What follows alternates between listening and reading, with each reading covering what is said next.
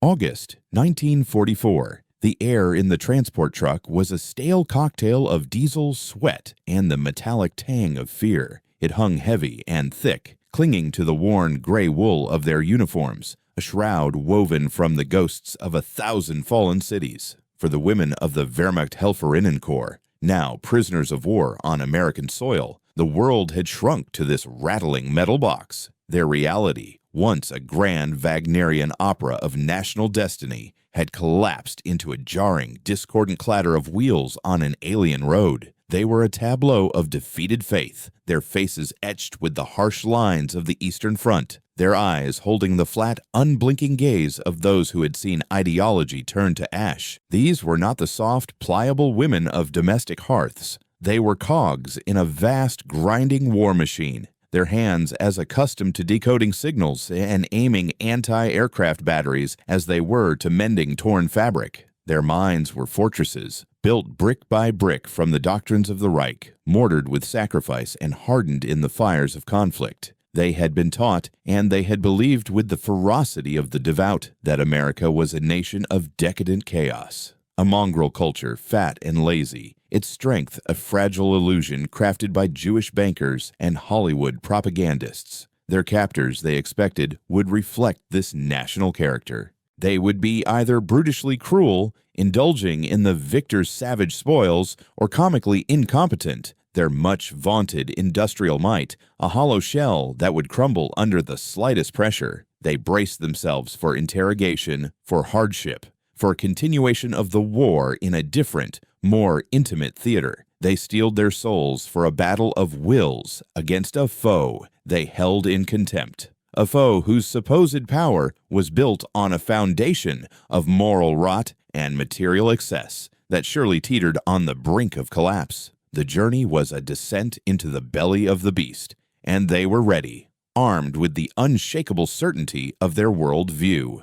The processing center at Fort Hunt, Virginia, was their first true glimpse into this new world, and it was disappointingly, confusingly mundane. There was no overt cruelty, no grandstanding, no display of triumphant power. Instead, there was a quiet, almost boring efficiency that was more unnerving than any threat. They were documented, deloused, and given new clothes, simple, coarse garments, but clean. They were fed a bland but filling stew that spoke not of abundance, but of function. The American guards, both men and women, moved with a languid purposefulness that the German women mistook for sloth. They saw weakness in the easy smiles, the casual posture, the absence of the ramrod stiffness and barking commands that define their own military culture. This was the enemy, this collection of soft-spoken, gum-chewing clerks and farm boys. The seeds of their conviction began to water a disquieting new plant of doubt. They believed the war of ideals would be fought in interrogation rooms, but the first true assault on their reality would take place in a room filled with the scent of soap. If this glimpse into the psychological crucible of war intrigues you, consider subscribing to our channel for more stories that explore the hidden fronts of history. The initial assignment was a deliberate test of their compliance, a simple, almost insulting task: laundry. For women who had operated complex communications equipment under artillery fire, the order to wash clothes felt like a calculated humiliation. They were herded into a long, concrete-floored building, the air humid and warm. They expected troughs, washboards, and great boiling vats, the familiar, back-breaking apparatus of cleanliness they had known their entire lives. It was women's work, a timeless struggle against dirt and grime, a battle fought with lye, raw knuckles, and aching backs. They mentally prepared for the grueling rhythm of scrub, rinse, and wring, a physical penance that seemed fitting for their status as prisoners. They entered the room with grim resignation, their shoulders squared, ready to show their captors that German women did not shrink from labor, no matter how menial. The room was a stark departure from their expectations. It was not a scene of primitive toil, but a chamber of strange white altars. Along the walls stood a series of gleaming white metal boxes, silent and inscrutable. They hummed with a low latent power, their surfaces smooth and cool to the touch. Each box had a small circular glass window like the unblinking eye of a cyclops, and a collection of knobs and dials that resembled the controls of a field radio. The American WAC supervising them moved with an infuriating nonchalance, loading heaps of soiled uniforms into the mouths of these machines, pouring in powdered soap from a box, twisting a dial, and then simply walking away. The German women watched, their faces masks of stony confusion.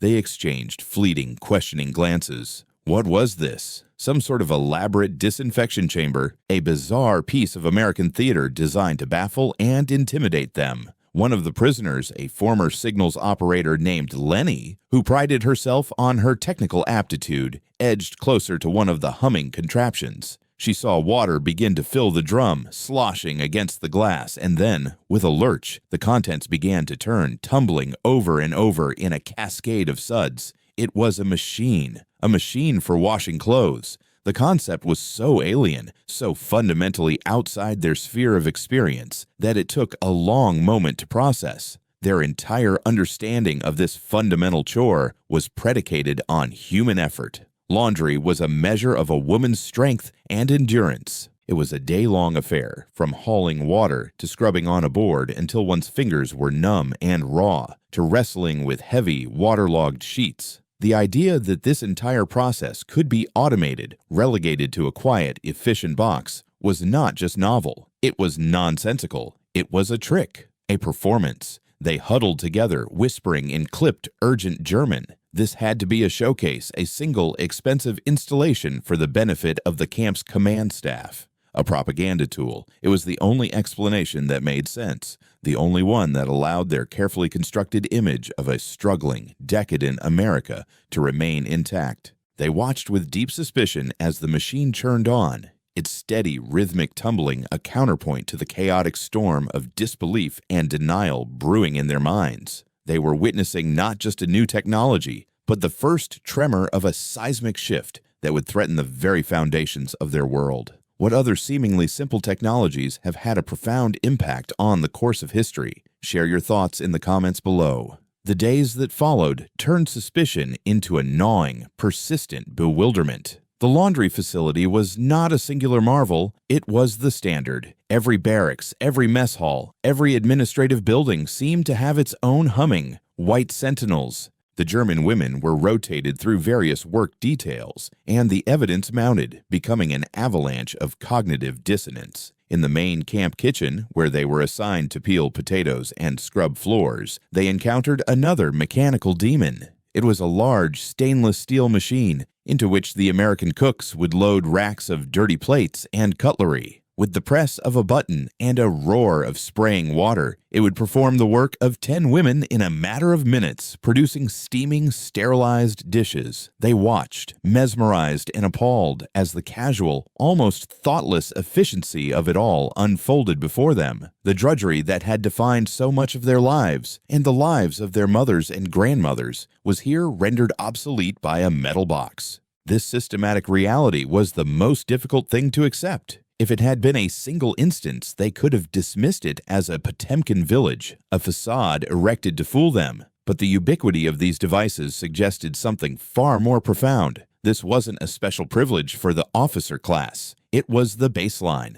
They saw it in the living quarters of the enlisted American women who treated the machines with a familiarity that bordered on boredom. They saw advertisements for these automatic washers and dishwashers in discarded magazines, where smiling, perfectly coiffed women stood beside them in pristine kitchens. The advertisements depicted these machines not as industrial wonders, but as ordinary components of a normal life. This was the point where their propaganda-fueled certainty began to fray at the edges, the tough fabric of their beliefs wearing thin against the abrasive reality of daily observation. America was not supposed to be like this. The Reich's newspapers had shown them images of breadlines, of starving farmers, of a nation crippled by the Great Depression and internal strife. They had been told that the American industrial machine was dedicated solely to producing weapons, that the civilian population was enduring crippling shortages, sacrificing everything for a war they were supposedly losing. Yet here was undeniable proof to the contrary.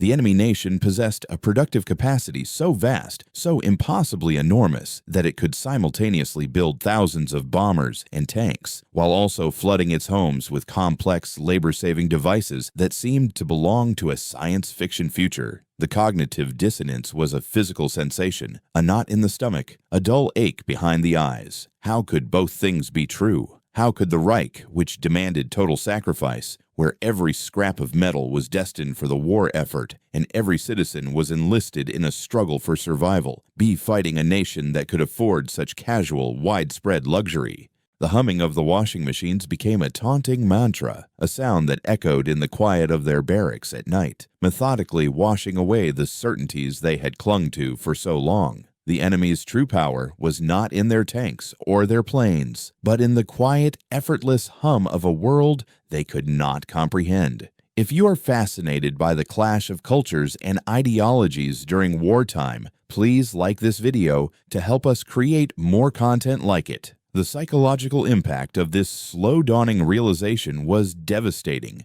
a quiet but relentless erosion of the soul. It forced an internal comparison that was both painful and humiliating. The women began to speak of it in hushed tones after lights out, their whispers weaving a tapestry of shared memory and collective shock. They spoke of their mothers, their hands permanently reddened and swollen, cracked and bleeding from the harsh lye soap and the endless cycles of washing in cold water drawn from a well. They remembered the monumental effort of Laundry Day in Germany, a ritual of steam, sweat, and sore muscles that consumed an entire day, leaving the women of the household utterly depleted. It was a noble sacrifice, they had been told, a testament to the strength and resilience of the German woman, the steadfast keeper of the home front. Their labor was a vital, if unsung, contribution to the war, a physical manifestation of their devotion to Führer and fatherland. Now, that narrative of noble sacrifice seemed like a cruel joke. Their strength,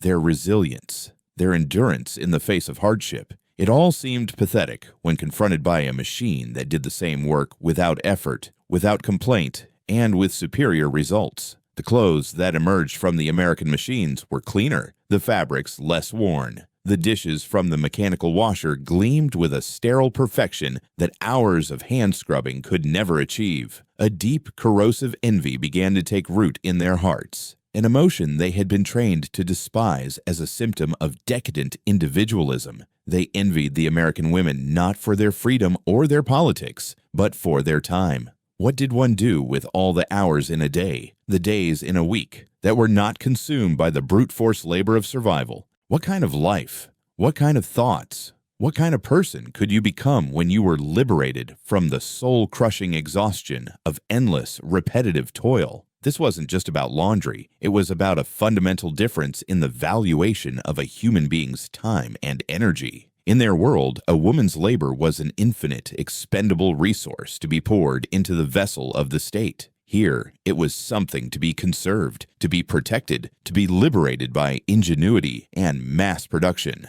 A sense of profound injustice began to fester. They had been lied to, not just about the enemy's weakness, but about their own strength. Their sacrifices had been framed as a virtue, but now they saw them as a symptom of their nation's material poverty. They felt a rising bitterness, a feeling of being cheated. They had given everything, their youth, their comfort, their innocence, for a cause that had not only demanded their suffering, but had glorified it, while their enemies had built a society where such suffering was increasingly unnecessary. The quiet efficiency of the American machines was a constant, silent rebuke, a judgment on the entire ideology they had served. It was a war they had already lost, not on the battlefield, but in the laundry rooms and kitchens of their conquerors. Their world had been built on the nobility of sacrifice, but they were now imprisoned in a world that had made sacrifice obsolete. Support our channel's mission to uncover these forgotten historical narratives by becoming a patron. The link is in the description.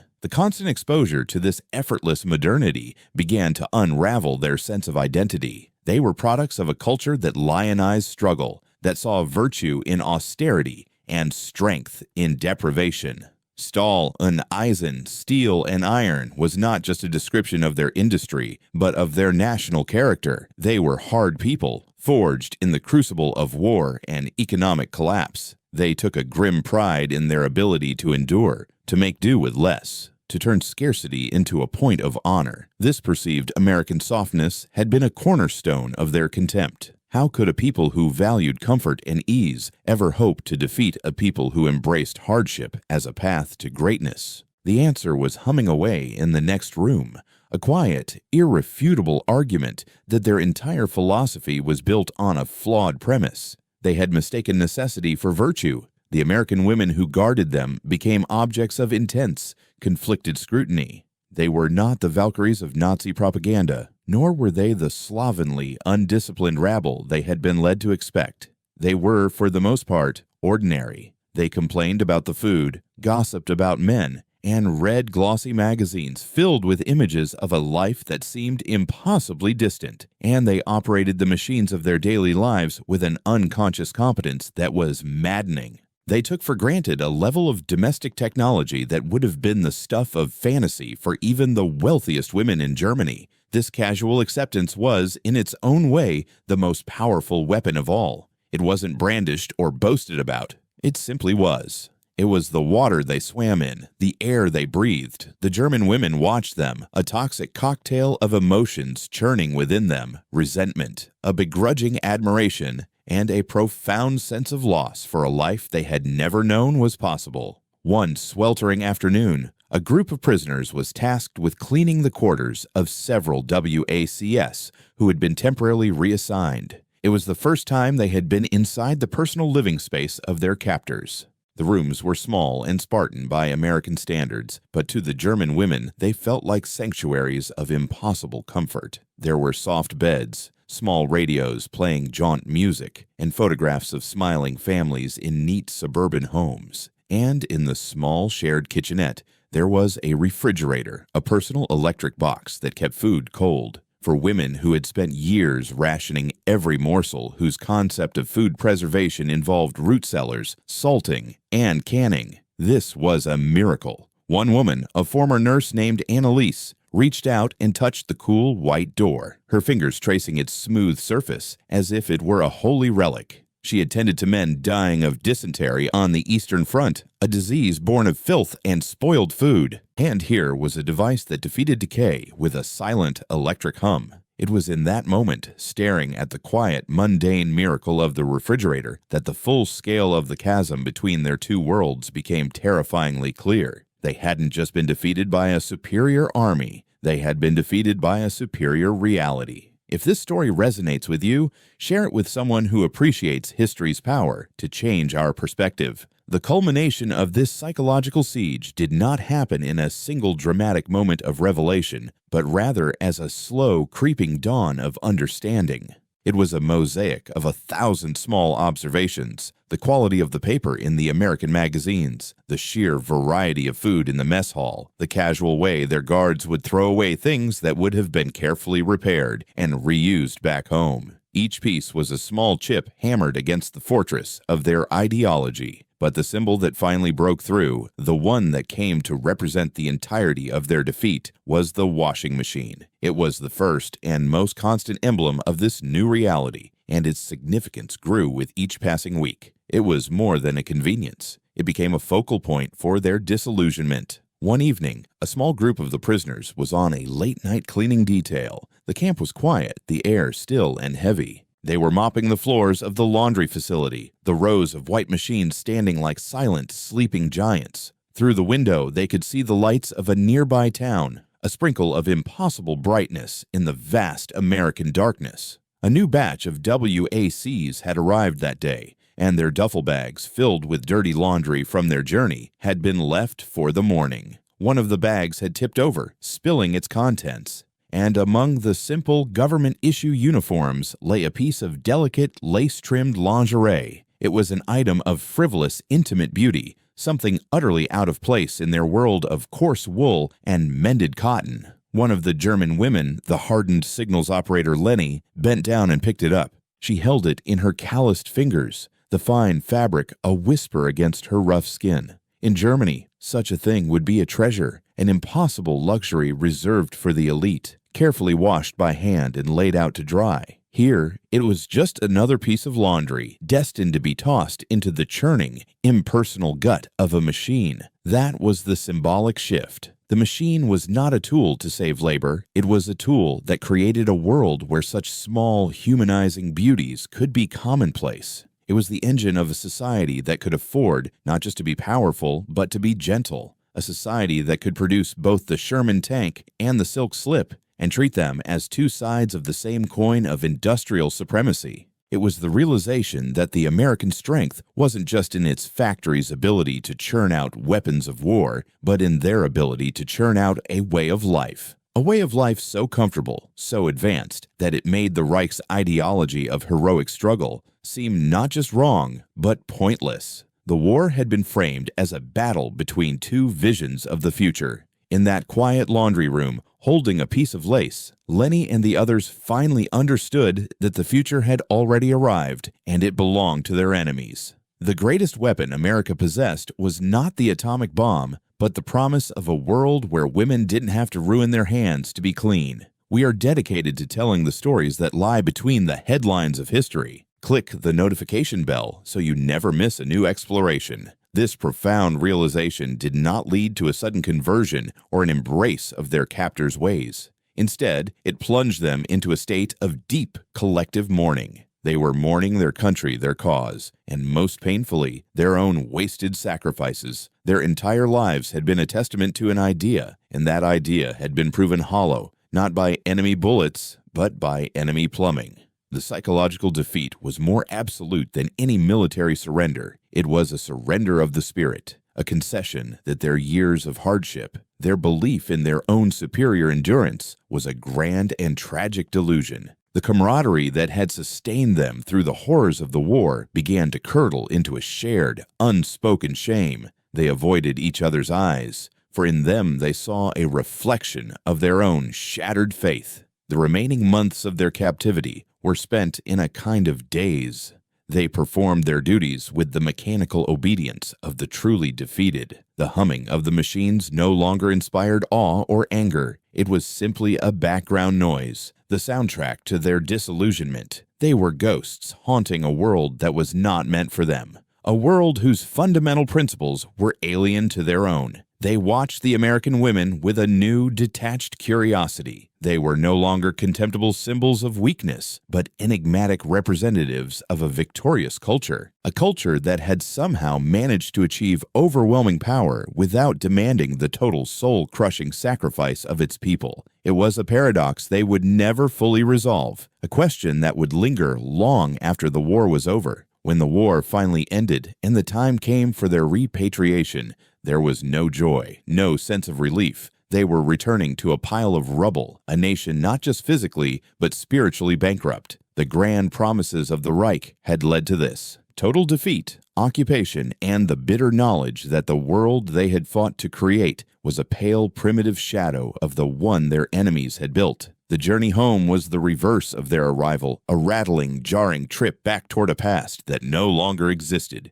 They carried with them a new and heavy burden, a memory not of combat or violence, but of a quiet humming room filled with white machines. It was a memory that would prove more indelible than any scar, a constant internal reminder of the moment they understood the true nature of their defeat. They had gone to war to conquer the world, only to be conquered by the contents of an American kitchen.